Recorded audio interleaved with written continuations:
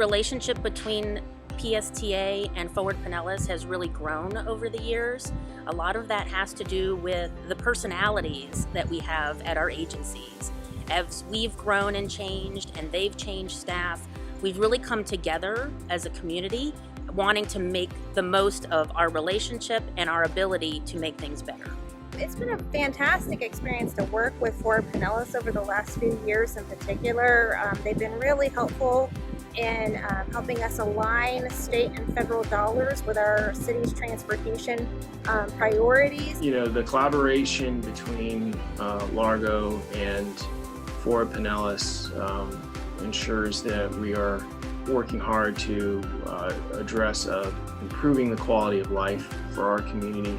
And many of these issues that we have to address with land use and transportation don't just stop at our city limits.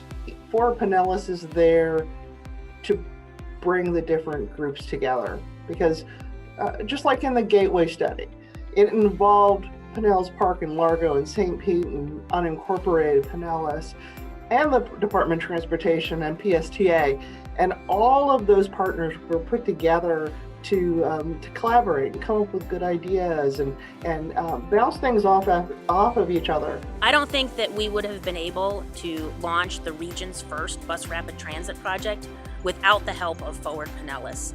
They've really helped us prioritize this project, not just on paper and not just in plans, but in the eyes of elected officials.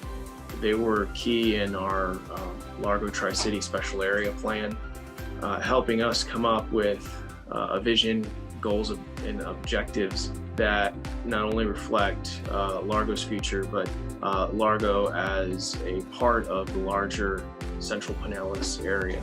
Recently, there was a study that was done by the Florida Department of Transportation about how to improve relationships between the MPOs and the local transit authorities. Pinellas was an example for the state and should be for the country about how we've come together and able to advance transportation in a way that we never have before. Maybe alone you can't do as much, but when you have a whole group or a team working together, you have all these more ideas that are going on, but you also have the budgetary impact as well.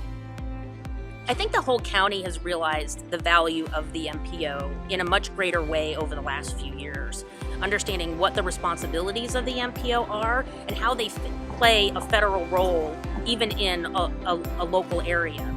Forward Pinellas adds a lot of value to our agency, primarily because they are becoming ever more strategic and kind of aligning those state and federal funding opportunities more with our local, and when I say local, I mean our county goals and our city goals. I don't know if our relationship could get better. I really don't. It's something that we work on all the time. And it has ebbs and flows, and I think the strong communication that we have, but more importantly, it's the trust that we have, that we're able to call each other up and really have a frank conversation, I think is worth its weight in gold. The Forward Pinellas staff, they're great to work with. They provide a lot of leadership and technical expertise. What really has been fantastic is that there's just really great staff at Forward Pinellas. That really stands out to me as to what really makes Forward Pinellas a phenomenal organization to work with. Their staff is top-notch, very professional, thoughtful in their work, data-driven, and just consummate professionals. I think that Forward Pinellas will sometimes take that step back and say, what is the good for the whole area and what can be done in your project or in what you're planning for the future. Finding solutions that don't just work for us, but that work for all of Pinellas County. I can't think of an agency that I would like to work with more. We regularly meet with the executive director, Wick Blanton, as well as the DOT, and together I think we make Pinellas a better place.